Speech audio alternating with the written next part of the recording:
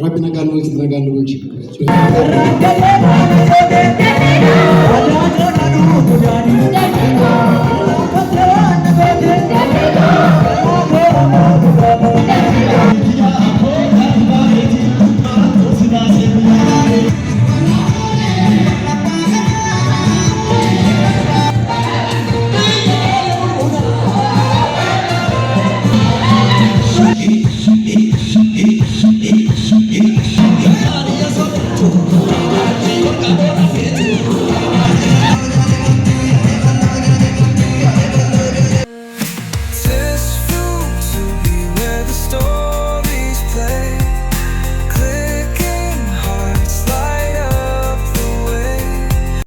Bakkee nagaa nu bulchi.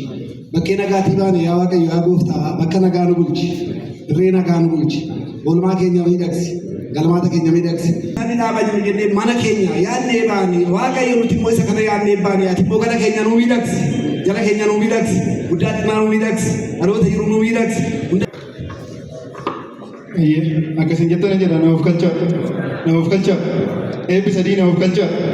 Hayyee waaqa uumamaa gurraacha garaa garbaa tokkicha maqaa dhibbaalee immoo garaa taliilaa waaqa salgan booranaa waaqa sagaltamman garbaa waaqa ciicoo gurraatti waaqa boggoo gurraacha waaqa gadaa shananii waaqa odaa shananii waaqa alangee shananii waaqa barcuma shananii rabbi kan nagaa nu oolchu nagaa nu haa bulchu ammaata nurraa haa qabu tolaa nutti haa qabu biyya keenya biyya nagaa nu haa godhu xiqqaan nu haa guddatu guddaan nu haa bulu walaalaan nu haa beekan nurra haa jiraatu qotiiwwan gambara irra haa bulu dhaltiin ogolee irra haa bulu fardi koora irra haa bulu biyya keenya irratti nu haa itichu itittuu nu haa obaasu lafa deemnutti faanni keenya faana mitii haa ta'u addi keenya adda leenca gurraacha ta'e diinaa sodaachisu tikashaan keenya tikashaa qeerransaa haa ta'u humna akka arbaa nu haa kennu jaalala kanniisaa nu haa kennu rabbi akkanumatti wajjin hojjee nu haa bulchu keessummaan kunillee mana nagaati bee mana nagaatti haa galu sinan eebbisaa eebba qabbaa odaa ta'a lalisaa biiftuu ta'a biyya hundatti mul'adha urjii ta'a diinni lakkaa'ee isin fitin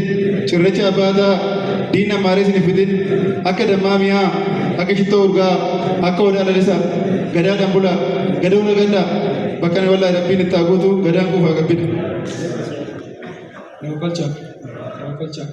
Masjidnya tentu mau agak aman di naga, kalau kau tibi jalan menabatan wakaf jalan bersenakir, wakaf sejalan senakir, ria kisah menabatan ria kisah kau jadi senakir.